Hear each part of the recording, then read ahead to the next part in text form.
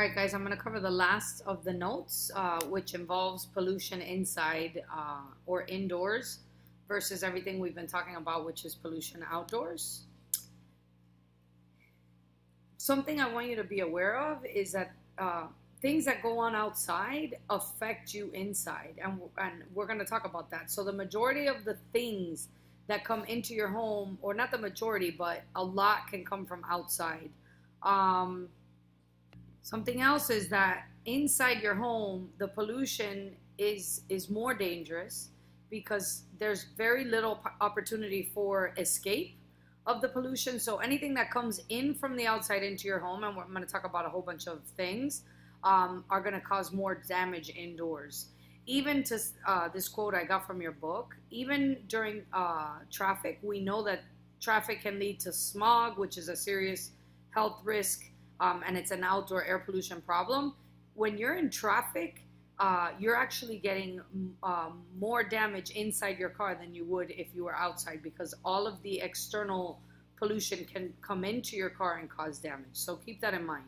Indoor is definitely more risks than outdoor. This is a list of the 4 most dangerous indoor air pollutants. We've got radon. Radon actually comes from the outside. So underneath your home in the foundation is the soil or the land of your home. Radiation in rocks, or radon found in rocks, can be emitted and it seeps into your home. So it literally crawls in as a gas. And once inside your home, if you breathe it in, as most of our pollution in the air, it can cause lung cancer. So it's pretty severely or causes severe damage. Tobacco smoke, cigarette smoke, or this can add carbon monoxide poisoning. I mean, I'm sure you've heard the word secondhand smoke is worse than actually smoking. Inside your home, it's going to be higher penetrated. PM, particulate matter, just like it exists outside, it exists indoors and has less chance to break apart, so more damage to your lungs. This is formaldehyde. You have to know this chemical formula, CH2O. So formaldehyde can be found in, I want you to know that it could be found in furniture, because that's really wood furniture. Nail polish was a key component of formaldehyde. But when you think of wood, think of particle board, right? All of those things have formaldehyde, and you don't really have to know the rest. And a lot of carpets contain chemicals that, contain the chemical formaldehyde within it as well. And it also leads to cancer, like radon. So particulate matter, think of respiratory issues, and radon and formaldehyde can lead to cancer. Here's a breakdown of your home and what are the major components of problems within the home. I'm going to underline the ones you have to be familiar with, okay? So we got particulates, I already said that. Anything that's in your air causes problems to your respiratory tract and can lead to asthma. Carbon monoxide, we've talked about, comes from cars, but any incomplete burning of carbon from gas stoves, anything you're burning, including cigarettes. And remember, at high levels can be toxic. We've got radon, seeps into your home, causing lung cancer from the foundation. Formaldehyde, see how it says furniture, paneling, stuffing, foam, again, can cause problems with your respiratory tract and cancer in the lungs. I also want you to know about nitrogen oxides. Anytime you burn, again, gas or any kind of like fuel, it can produce nitrous oxides, and that can lead to lung issues and respiratory issues. So this is something that should probably have its own page. Let me see if it does. No.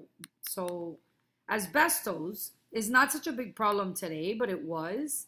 It's found in insulation. Insulation is what you put in the borders of your home in every single wall to prevent energy from escaping. So it's a way to improve efficiency of energy in your home, which you know is a key to preventing excess burning of greenhouse gases. It was put into all schools. And then when the insulation broke apart, it ended up forming little particles, and people were breathing it in, and it leads to lung disease and lung cancer. It was very much a problem. So they had to go into all public schools and redo all, like break the walls piece by piece while school was going on. People were wearing suits like they wear when there's a serious disease like that's airborne. They were wearing those suits because they were afraid to breathe in that asbestos or those little particles that break off. So they removed the walls and redid all the insulation in all the public schools, and it was a huge, serious problem. Here's tobacco smoke. You want to know that as well. And I think that's good for this test, what I want you to know, and we'll kind of touch base on the rest before we move on. All right, some more common indoor problems. Dust mites, which are disgusting. And we've got the mold and mildew. Remember that that's a living, breathing organism, is mold and mildew. And their reproductive rate is fast. And it can lead to all sorts of issues, sick, just feeling sick, headaches, respiratory issues. Lead, something we didn't test for in our water, can be a problem in your water, can be a problem in the air, and indoors. It's found in paints and solvents. So you look at the back of those cans, metal processing plants, aviation fuel, and something I want you to know about lead, and it's why it seeped into our water supply for long periods of time, which caused cancer and a whole bunch of issues.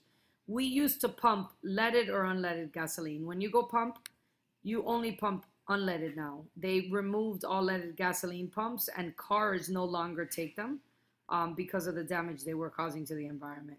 So I've continually mentioned that we're going to go over acts, and we're going to have like an acts review. But remember that I want you to know that, like water, there's a Clean Water Act, there's a Clean Air Act, and they began around the 70s. So awareness for these problems began around the 70s, but we've had some revisions to them. But for air pollution, what the act is going to do is going to reduce the amount of emissions within areas. But that's all I want you to know. That's started in the 1970s, and the idea is to improve air quality standards. I put these here because I want you to take the time to look at your book. A lot of you worry about what to put for solutions and to each individual problem. If you read through them, you're going to see that a lot is very similar. Like I mentioned in global warming, if we reduce sulfur, and these are solutions to all air pollution problems, by the way. Use mass transit, walk, anything you could do to improve efficiency or reduce the burning of fossil fuels is going to be good. Then you've got these in your book that go specifically into indoor versus outdoor, prevention, cleanup, acid deposition prevention and cleanup, and then that's about it. This slide basically just talks about, I always try to end with a positive. Remember that, and I'm actually going to say you don't have to know this on the test, okay? So keep that in mind. You could ignore me from here on out. But know that we're going to be talking about the low sulfur emissions, the fact that we have literally clean coal now where we reduce sulfur emissions, and look at the reduction of all of these emissions. So we know that burning fossil fuels leads to sulfur, nitrous oxide, and particulate matter, and these are the reductions because of these acts. So again, the act is what I want you to focus on, and the fact that it helps clean air quality.